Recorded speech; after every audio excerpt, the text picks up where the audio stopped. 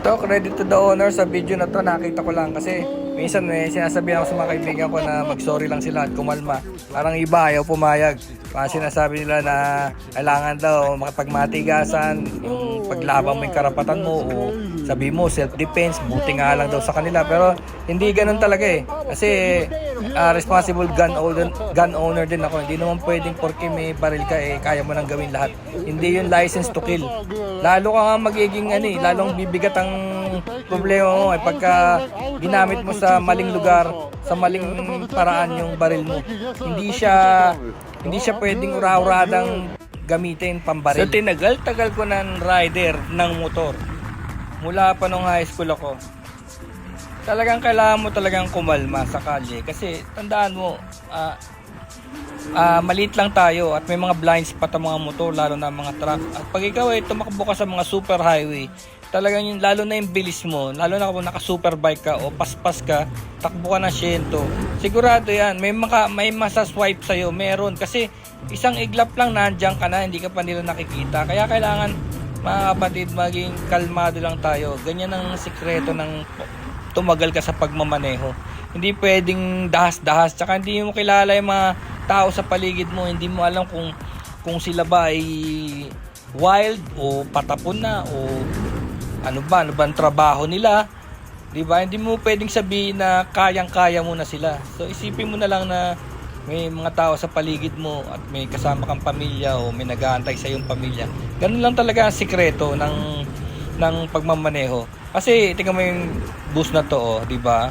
Pinagbibigyan ako dahil parang nagmamadali daw ako pero hindi naman, kalma lang tayo. Pero may mga ganun talaga. Pakita mo lang na mag-sorry ka lang kahit masakit sa kalooban mo. Tingnan mo, napaka magic word nung sorry. Mag-sorry ka lang tapos nakagad ang problema. Sabihin mo puyat ka lang o sabihin mo may lakad ka o may nahabol kang, may emergency, ganun. Kung ano lang pagsasabi mo, huwag ka na makipagtalo dahil pag nakipagtalo ka, walang patutunguhan dahil lalo lang mag-iinit ang mga ulo nyo. Ganun na ang sikreto sa pagmumotor kung gusto mong ma-enjoy ang pagmumotor ng matagal na panahon. Kaya sinasabi ng mga rider na napakadelikado sa Marilake.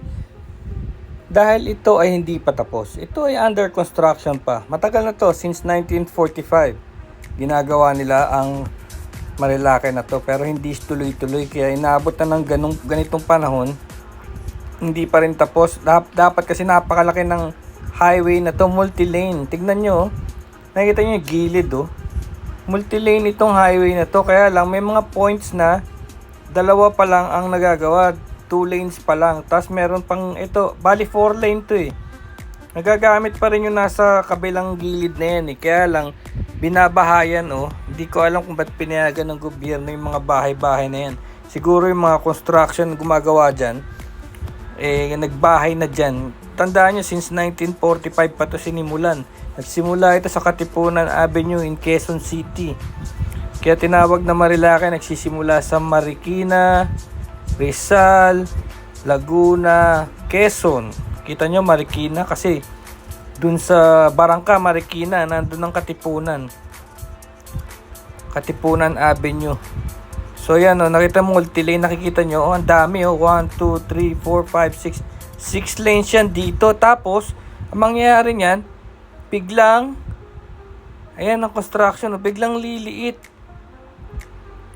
Bali 6 lanes 6 lanes biglang magiging 2 lane. Kita nyo may poste pa yan sa gitna. May poste yan sa gitna ng kawalan. Buti na lang dun sa last vlog natin, sinita natin yan doon sa may na-aksidenteng nag-Superman. Maraming nanonood nun Tapos bigla na lang nawala yung poste na yan. Kasi nasa gitna talaga. Parang wala silang pakialam. Kita nyo, sa kaliwat kanan, nandiyan pa rin yung mga tindahan. Alam mo na, Pilipino, pag nakitang bakante, magtitinda sila dyan. Pero actually, nandun na sila sa highway. Kasi ayan ang laki-laki ng, tignan nyo ilang lanes yan tignan nyo 1, 2, 3, 4, 5, 6, 12 lanes dapat yan, nakikita nyo. Kaya lang tignan nyo, dahil di pa nga tapos, biglang naging 2 lane. Kaya nangyayari dyan, yung mga baguhan dito sa Marilake, kukunin nila tong mga lanes na to, kukunin nila yung mga, kasi ang daming ang lane kukunin nila yan, tapos magugulat sila, biglang lumiliit. without any signages. Buti pa nung 1980s nakikita ko yung mga gumagawa ng kalye kahit na lampara lang iniilawan nila yung mga danger spots. Tignan nyo, nakikita nyo walang signages, walang nagsasabi na magiging dalawa na lang yung lane. Kaya kung ikaw ay hindi ka tiga Marilake, bigla ka magsiswerve ng multi-lane mula dito sa outer lane, papasok ka dito sa multi-lane kasi di mo alam na dalawa lang palang lane ng buhay. Kabilaan yan, 2 lanes, bali isang lane lang papunta. Tignan nyo, kita nyo to, ayan, kita nyo, barado pa siya. Wala namang gumagawa, no? So parang hilaw to Ito, nakikita nyo, dapat may ganyan, pero nakikita nyo yung barrier na yan, hindi yan reflectorized, wala yang ilaw, no? So kailangan mo talagang maging sanay ka sa Marilake. Sa kakapunta mo na lang, tignan mo, nakikita nyo ang linis-linis ng ng outer lane na to. Gagamitin talaga yan ng mga rider, gagamitin nila yan. Ang linis ako mismo gumagamit niyan, kaya lang alam ko banda rito kailangan mo na mag-merge. So swerving ang tawag dyan. Kung yung nandito sa pinaka outer lane, papasok, titira siya kagad ng 3 lane, swerving ang tawag dyan. Delikado yan, tsaka bawal yan.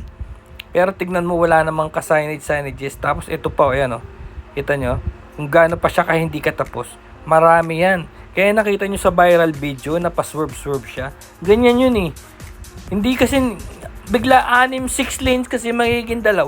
Kaya nangyayari, sumiswerve sila ng gusto. Tapos nalilito na sila, hindi na rin nila alam kung nasaan ba sila. Hindi na nila napapansin tong middle line kasi hindi na nila alam sa ilang lanes ba talaga ako dapat pupunta? Saan ba talaga yung bukas na lane dito?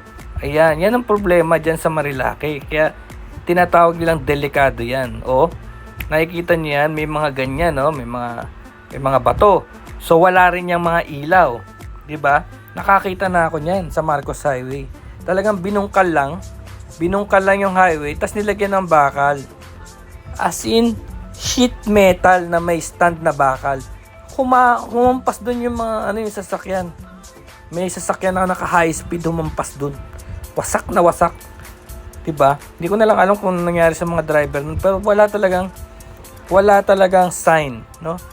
Sinabi na lang sa akin ng mga kasama ko kasi kumakain kami sa madaling araw sa Marcos Highway dahil nandun yung BPO na pinagtatrabahuan namin. Lumalabas kami alas 3 ng umaga.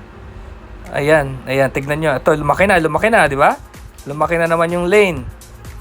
Ayan, ang laki ng lane. Wow, man, sobrang laki ng lane, no? Dito may mga na-aksidente na rin dito.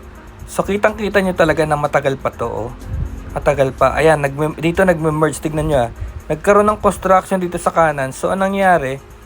Dito sa area na to, naging single lane. Tapos, minsan, titirahin din nila yung single lane na yan. Yung mismong gumagawa, padadaanin ka ngayon dito. Pasalubong na. Hanggang ngayon, ganyan ang usapan dyan. Pasalubong ka na dito. Kaya napakahirap talaga kung hindi ka sanay sa Marilake. Ayan yung sinasabi sa inyo, nilagyan ng barrier. Nilagyan ng barrier na halos kulang. Ito lang bali yung lane na yun. Pinasalubong na. Ito yung gitna Ayan ito na yung gitna Tingnan mo, kumakain na nga yung sasakyan sa gitna. Pinasalubong na yan dyan. Kaya, kasi minsan na may nahuhulog din, may nag-e-erode. Tignan nyo, itong area na to. Ginagawa, may nag-e-erode. So ayan, biglang bumuka na naman uli. Pagkatapos bumuka na naman, di ba? So yan yun yan yung mga dilema. Sa buong Marilake yan. Mahigit 100 kilometer yan. Ayan, bumuka na naman dito. Ayan pagdating dito, ano nangyari? Ayan Bulaga. Itong outer lane, wala na naman. Wala na naman siyang signage. Diba? So dire-diretso yan. Tapos may mga spots talaga na potential buso-buso. May mga spots talaga na ito, nakikita niyo to yung gitna gamit na gamit. Pero ito na naman yung mga outer lane. Yan yung mga outer lane na yan. Diba? Bali 1, 2, yan. Ito ang dami 1, 2, 3, 4. Talagang pang 12 lanes nga ito. Ito ang dami Dito sa mga area na to, nakikita niyo yan, napakadaming lane Tapos ito lang ang usable lanes. Itong maitim na to, yan lang ang gamit na gamit. Oh. Diyan sila nagkaka-swerban kung nakikita niyo yung video nung isa. Kaya pag hindi ka talaga sanay na bihasang rider, lalo na yung hindi nagra-ride ng long ride, masyasyak ka pag kinat ka. Pag kinat ka ng isang sasakyan na 3 ang kinain na lane. Kasi dapat tandaan nyo, bilang rider, tandaan mo may mga blind spots. Ang nakaka-distinguish lang yan yung rider na nagmamaneho rin ng 4 wheels. Lalo na yung mga 4 wheels na matatangkad, no? So, pag sanay ka na rin, alam nyo may blind spot. Talagang, ako nangyari na sa akin yan ilang beses na. Yung mga muntikan, maraming batikan na rider sinasabi yung mga muntikan. Diba? Alam mo kung bakit muntikan? Kasi advance ka mag-isip eh. Alam mong yung sasakyan sa outer lane, gaya nito, hindi niya alam na ito lang dalawa sa gitna ang buhay. So, kung ikaw ay nag-iisip ka ng advance, alam mo nga habulin niya yung gitna kasi magkakaroon siya ng lugar dyan na mawala ng kalye. Kaya ang gagawin niya, pipilitin niya pumasok sa gitna. So, yan yun. Ayan, tignan nyo, nagputol na naman. Oh. Buo yan, buong Marilaki yan. May 100 km hanggang Infanta. Ito. Dito no? Tignan nyo, itong troublesome. Dito yata nangyari yun eh. Yung nakita nyo sa video, yung sa anak nung isang, yung nabarel. Dito yun eh. Dito sa area na yun, dito nag-swerve yun eh. Oh. Dito siya nag-swerve kasi ayahay nga naman oh. 1, 2, 3, 4, 5. Wow! 5 lanes. Galing siya rito. Dito kasi sila oh. Dito sila ay tignan nyo, nakita sa video. Kabisado ko na itong Marilaki dahil 2010 pa ako dito pumupunta. Sarado pa yung mga tulay. Kabisado ko na, parang alam nyo yung video game.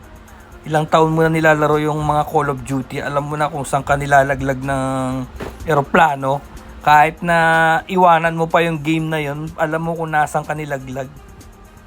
Dahil sa sobrang tagal mo nang nilalaro. Tignan nyo, ito. Dito parang ayos na, di ba? Dito nag-swerve yun eh. Dito parang ayos na.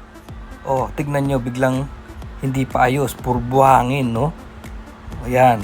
Kita nyo, ito lang ang buhay dyan. Yung dalawa na dito sila eh. Dito sila nag-cut eh. Dito oh.